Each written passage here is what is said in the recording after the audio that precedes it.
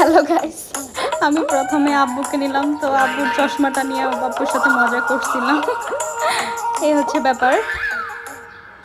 তো আব্বুকে দিয়েই আমরা শুরু করি। তো আমি প্রথমে যে রেসিপিটা দেখাবো এটা হচ্ছে দারুণ রেসিপি। তো আব্বু আমাকে হচ্ছে বললো যে আমাকে দাও, আমি একটা রিভিউ দিই। প্রথমে আব্বুকে দিয়ে রিভিউটা দেওয়ালাম।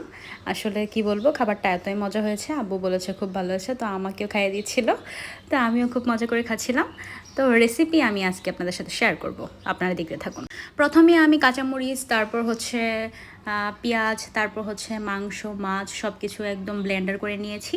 মানে আমার ভাই করেছে মূলত, রাঁধুনি, আমিও তার সাথে হেল্প করেছি। পেঁয়াজ বেরেস্তা করা, তারপর হচ্ছে ডিম করে ওইখানে ধনে পাতা দিয়ে, তারপর হচ্ছে লেবুর পাতা দিয়ে সুন্দর করে একটা করে নিয়েছি। এখানে হচ্ছে সব কিছু দেওয়ার পর এখানে হচ্ছে ওই মাংসটা যেটা ব্লেন্ড করা হয়েছে, মাংস আর মাছ, সেটা দিয়েছি। এখানে হচ্ছে নুডলসের মশলা দেওয়া হয়েছে, আদা লেবু থেকে শুরু করে সব ধরনের মশলা, জিরা টেরা সব দেওয়া হয়েছে।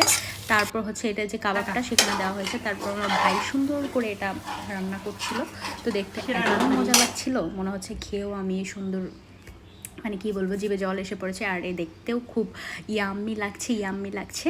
তো এখন হচ্ছে আমার রিভিউ পালা। বাবা তো দিয়ে দিয়েছেন, তো আমার কাছে খুবই মজা লেগেছে। আপনারা চাইলে চেষ্টা করতে পারেন, এবং আমার রেসিপি ভালো লাগলে অবশ্যই আমাকে ইনবক্স করবেন, আমি আপনাদেরকে মজার মজার আরও ইনবক্সে জানিয়ে দেবো। তো আল্লাহ হাফেজ।